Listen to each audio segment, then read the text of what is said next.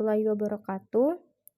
Pertama-tama, yang saya hormati Bapak Nur Irwansyah MPD selaku dosen pengampu mata kuliah membaca dan teman-teman R3B yang saya banggakan. Perkenalkan, nama saya Reto Cahyaningsih. Di sini saya akan memaparkan materi tentang membaca artikel. Kita masuk ke materi yang pertama. Apa itu artikel? Artikel adalah karangan faktual secara lengkap dengan panjang tertentu yang dibuat untuk dipublikasikan di media online maupun cetak.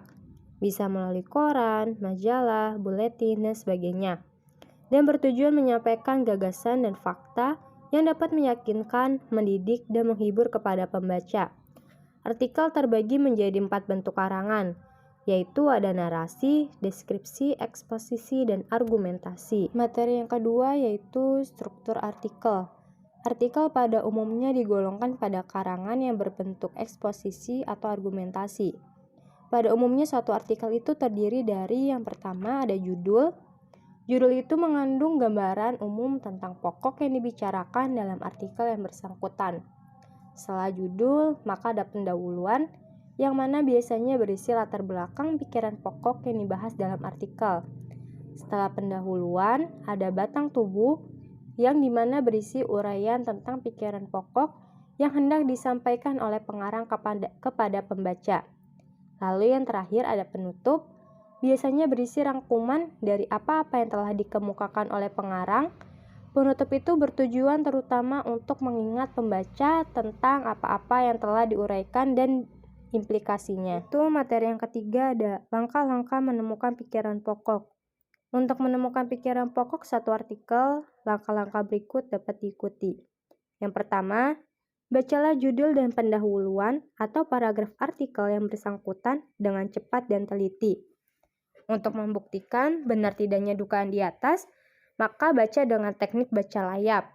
Nah, jika dugaan benar, maka telah mengetahui pikiran pokok artikel bersangkutan. Jika artikel tersebut mempunyai abstrak, maka pikiran pokok dapat juga diketahui dengan membaca abstrak tersebut dengan cepat.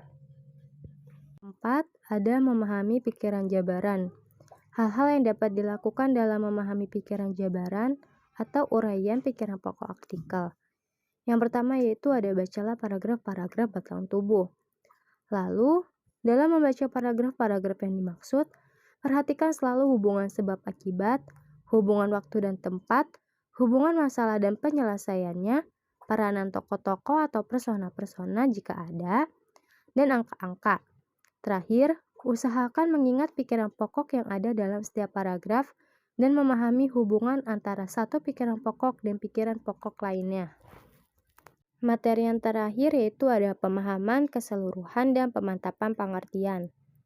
Pemahaman keseluruhan itu adalah tercapainya pemahaman keseluruhan ini biasanya dapat dirahasiakan oleh pembaca dan dapat juga dibuktikannya dengan mencoba merumuskan pengertian keseluruhan yang dimaksud dengan kata-kata sendiri dalam satu atau beberapa kalimat tugas.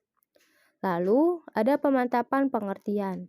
Dalam pemantapan pengertian ini, kita akan tahu bagaimana cara memahami artikel sebagaimana yang telah dikemukakan. Akhirnya kita telah sampai di penghujung presentasi. Di sini saya akan menyimpulkan tentang materi membaca artikel. Simpulannya yaitu, artikel adalah karangan faktual secara lengkap dengan panjang tertentu yang dibuat untuk dipublikasikan di media online maupun cetak. Bisa melalui koran, majalah, buletin, dan sebagainya. Dan bertujuan menyampaikan gagasan dan fakta yang dapat meyakinkan, mendidik, dan menghibur kepada pembaca.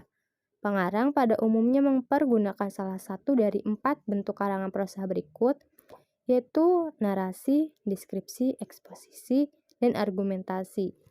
Baik, terima kasih kepada Bapak Nur Irwansyah MPD dan teman-teman R3B yang telah menyimak presentasi tentang membaca artikel. Kurang lebihnya mohon maaf. Wassalamualaikum warahmatullahi wabarakatuh.